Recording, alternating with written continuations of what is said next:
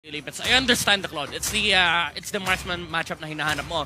Pero they have the Lilia on the EPRO. They would like to fight as 4 or as a team talaga. Yeah, that's the big problem na ikakaharap naman ng STI EOLYMPIANS dito. If BREN EPRO decides to run down a lane, wala silang magagawa. This is a lineup that heavily dominates team fights. And kung titignan mo yung early game setup ng STI EOLYMPIANS dito, it's just the Grok and the Harit that can fight head on against BREN EPRO. So that's gonna be a huge problem for them. Yes, pero pakilala muna natin dito. BREN EPRO dito, roughly siya ngayon ang gagamit dito ng high loss export kay Renzo Fusakin on the Akai, JP naman Esmeralda, and Doc Ribo on the Granger. And on the right side, you have STI EOLYMPIANS, Yuji sa kanyang Harit, Chico Loco with the Grok, Nixu as Namasha, Jeff Cutie Forever with the Claude, and Lembot on the Lilia. So nagpalit si Chico dito. Mukhang mamamatay si Doc Ribo dito. Mukhang papasukin na siya dito. Chico Loco, sabi niya nga dito. Huwag kang paloko-loko, Doc. Pero ito, Fusakin, ayaw niya yatang pag-teleportin, but out na muna, disengage. What a great start dito for the side of STI. Yeah, this is why Claude is better against, I think, most of the marksman. Kasi sa laning stage, kapag tinapat mo si Claude,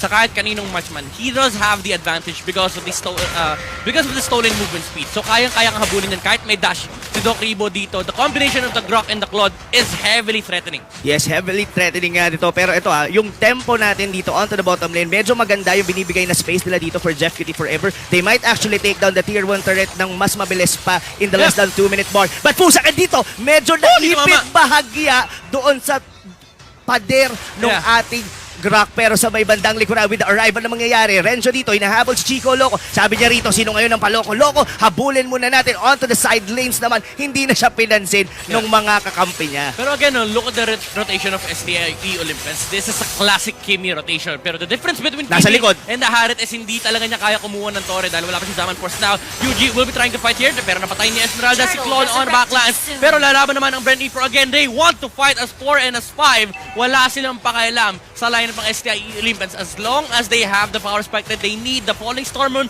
from the Esmeralda.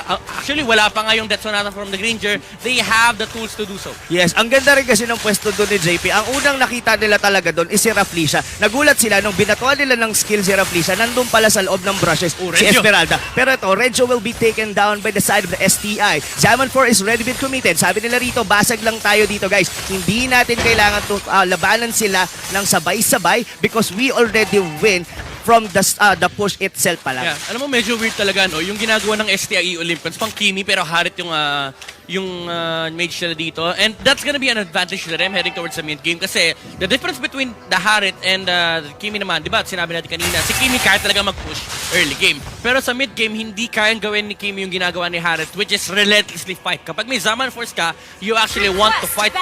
Yes, fight.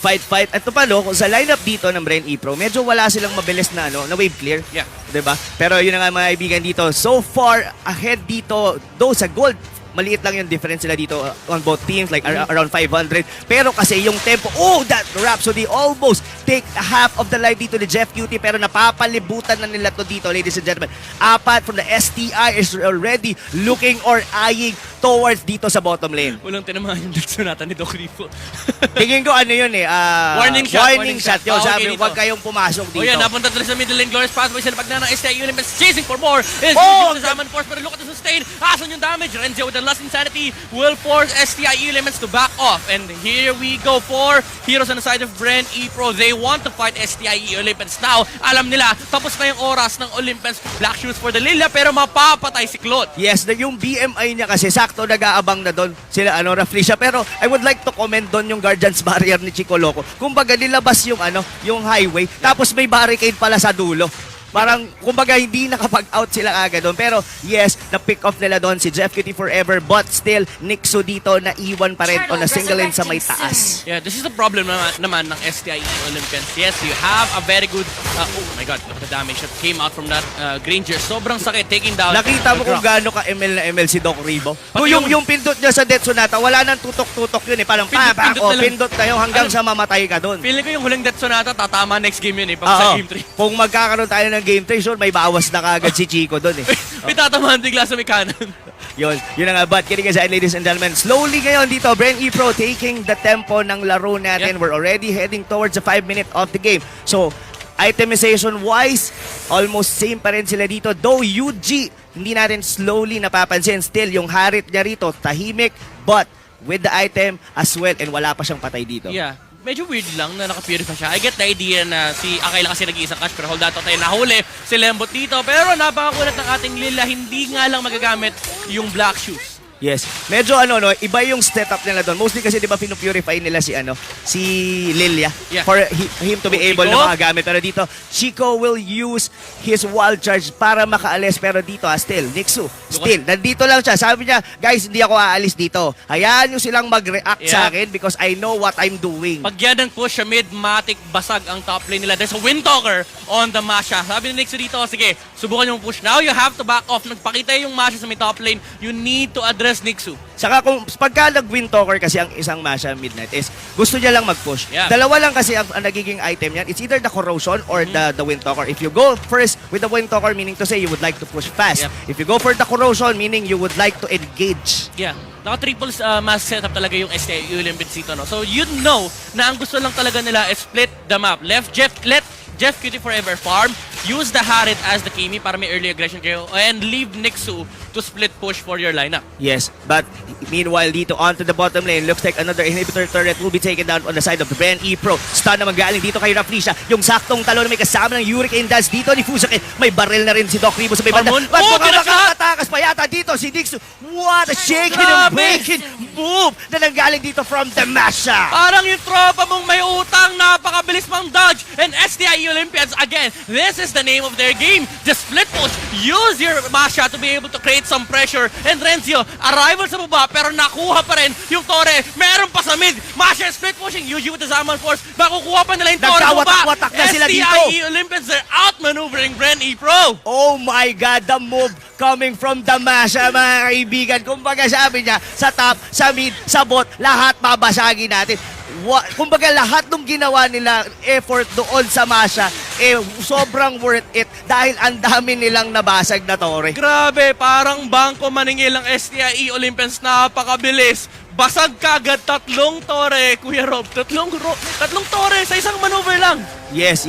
So, ito na ngayon yung magiging problema ngayon ng BREN EPRO. Wala na silang inhibitor turret, outside inhibitor turret. So, pwede na silang i-hold dito ngayon ng STI Olympians. Being controlled, all the lanes nila rito will be pushed up. Lord na lang ang magiging labanan nila rito. But, itemization-wise, STI Olympians, pantay pa naman sila dito. To 1,000 lead pa lang naman. It's all about the turrets. Yeah, and meanwhile, yung Claude natin, meron na siyang Demon Hunter Sword dito. So, he can finally join the fight and pasunod na rin yung Golden Staff. So, this is not yet the peak of STI Olympians. May parating pa silang Power Spike, which is scarier than the upcoming Power Spike of BREN EPRO. Kasi you already have it. You already had it. The level 4s, lumabas na yun kanina pa. STI Olympians ngayon, sila naman yung mas malakas. O, tingnan mo dito si Nixu. 40 seconds pa yung Lord, pero gusto niya nang patayin. Nakaabang na, no? Inaabangan niya. Sabi na, oy, ano ba, hindi ka pa malalabas? Kasi parang feeling ko, papatayin na lang kita agad 3 seconds lang yan Ganun lang kabilis yun And makikita mo, yung STI Olympians dito, nagre-relax na lang sila.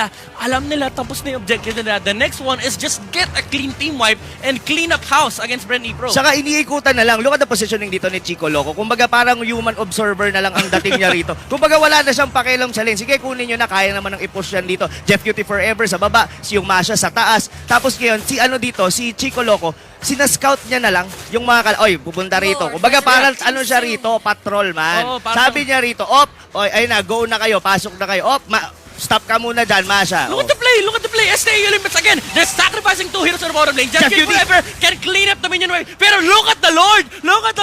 Ops, pakitignan ng Lord! Ayan, mababasag na. STI Olympians again, out-maneuvering BREN EPRO.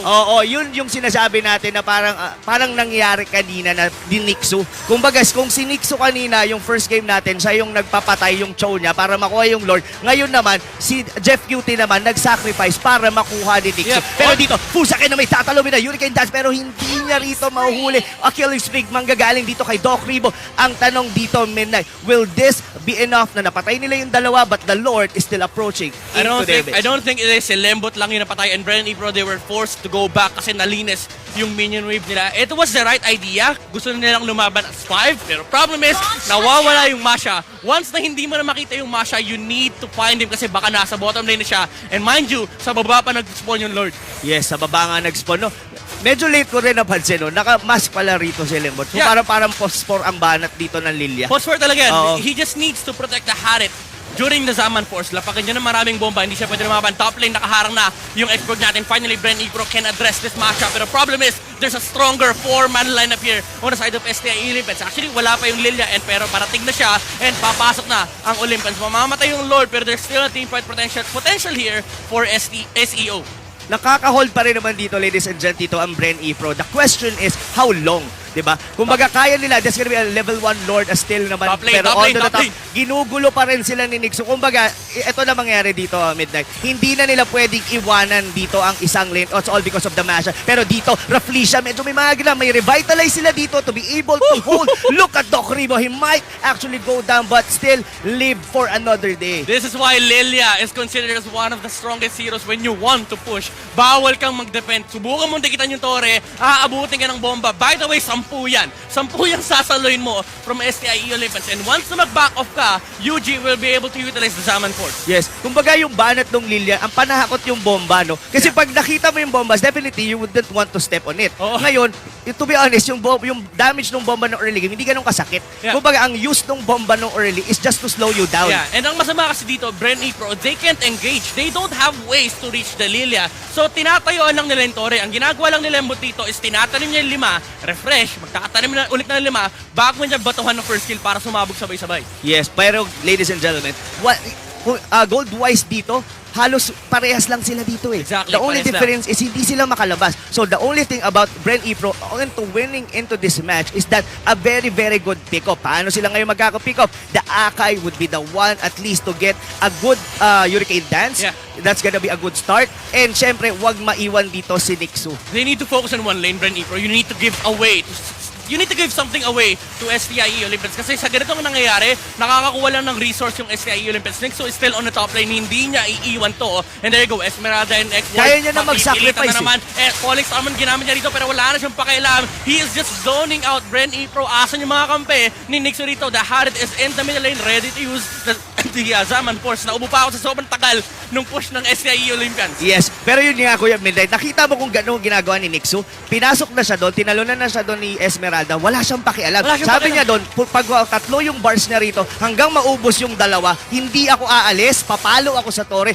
This gonna be a hard for the BREN EPRO kasi kayang tiisin yan paunti-unti. Pwede, to be honest nga pag 3 ang bar niyan at walang nag-defend, kaya niya nga yung backdoor rin eh. Yep, na nga, konti na lang, konti sabi ni Nixu. Sige, mga tatlong basag na itong top lane and yung bottom lane, there's Claude pushing that lane. So the pressure is being controlled by STI EOLYMPIANS and it is present on all 3 lanes. Yes, and all 3 lanes. But ladies and gentlemen, 10 seconds lang dito bago mabuhay ang level 2 Lord. And we, as nakikita natin, BREN EPRO don't have the capability dito na makalabas or they would definitely make our big risk dito kung susubukan nilang i-contest tong Lord. Ayun, nag-spawn na yung level 2 Lord. 3 minutes nang nasa loob yung BREN EPRO. Ngayon, lalabas Pero, sila. They actually want to huli nila dito si Grok. And that is very big. Pero kulang yung damage. Asan yung Esmeralda? Nasaan yung Danger? Nasaan yung Export? Again, they're split up. STI EOLYMPIANS, this is the perfect timing. Walang skills ang BREN EPRO. You can take the Lord so fast. Nixu is already starting at level 2 Lord. Medyo makunat pero walang makunat sa isang masha. Walang makunat ka talaga dito sa isang masha. Wala silang glorious pathway dito, ladies and gentlemen. Nagamit na ito ni Rafflesia. Nixu dito, trying to close in. Going in directly dito kay Fusaki. Pero naiwan si Yuji sa likod. 3v1 to mga kaibigan. Kaya nga kaya. Yes, Yuji will fall down but still, that's gonna be a 1-for-1 exchange. Harit laban sa Akai. Paano nga kaya? Pupush na ba to? Nixu still going to what is capable of. Pero papasok dito, Chico Loco. Jeff Cutie forever with the Blazing Duet. Is the damage really enough? Falling Stormer sa may backline. Pero Ang hindi sakit! na kinaya. Yung Claude, napatay na nila. Yung dalawa sa side ng BREN EPRO. Don't finish the Lord. Go straight for the base of BREN. Parang binate nila doon eh. Sabi nila, ay pupunta na yan sa Lord. Wag muna tayo ditong umalis. Pero sabi ni Nixu, wag na muna tayong mag-Lord. Let's try to chase them down. Yep. Pasukin na muna natin sila. Ngayon, we have a better composition. 2 lang ang buhay. Pusa can just respond. Level 2 Lord secured na naman dito ng STI. So fast from STI EOLYMPIANS. We are gonna sound biased here, pero there's nothing that BREN can do. They need to fight us for. Problem is, there's always the split push presence from STI EOLYMPIANS. The Claude and Masha, never sila nagtabi sa isang lane. Yes, ito pa ang ano dito, Kuya Midnight, no? This might be the first series win dito ng STI. It's a sweep! Yes, at yun pa nga, it's a sweep. It And might it's be a not, sweep. It's on BREN EPRO pa. Yeah. very huge momentum boost here for the Olympian squad. Pero Kuya Rob, hindi pa tapos to. The Lord will spawn on the top lane. BREN EPRO, they have a chance to claw back on this game. Problem is, the lineup of STI Olympians, they scale better against BREN EPRO. Saka ang mangyayari dito, Kuya Midnight, is ganun pa rin. Same. Jeff QT, push mo lang yung baba. Nixo, doon ka lang sa top. So ngayon, paano ngayon nila isi-split yung mga sarili? Ang ganda nung ginawa ni Fusakin kanina. He pinned down, kaso it's Chico Loco. Yeah, sobrang tangke na ng Grak. May immortality pa. With oil pa, may immortality. So even na burst down nila yung Grak, hindi yun magmamatter because yung dalawang core ng STI, it will be the one to secure the turrets. Oh, top lane, the Lord. Kailangan depensa ng Brento. Pero look at the Masha. Nasa may bottom lane. Nagsama na yung Claude at Masha dito. How do you stop this one? There's a Granger and the next work on that lane. Pero STI Olympians, they can actually fight on the top lane. Binasag na yung turret. The Lord is already marching in front of the base of BREN EPRO. STI Olympians, basag na rin yung mid. Nag-arrival! Arrival para mapigilan ng saglit. Pero the damage, it's enough to take it down. Ngayon, buhay pa lahat ng 5 heroes natin. The Lord is finally down. Pero there's only one tower for BREN EPRO that is staying alive here. Papasok na ang STI Olympians. Kakatok sa kanilang bahay. Naku po, kumatok nga sa kanilang bahay, but Renzo will be falling down, mga kaibigan. Stun dito kay Chico Loco. Rafflesia will be taken down as well. Renzo, nabubuhay pa with the Fraga armor. Tamang out na lang muna, but the creeps is closing in. Look at Nixon. Last na dito. Pasok na pasok. It's gonna be the Masha to secure the win dito for the side of ST. Push lang ang gagawin ko. Yeah. Look at this. 103 mini...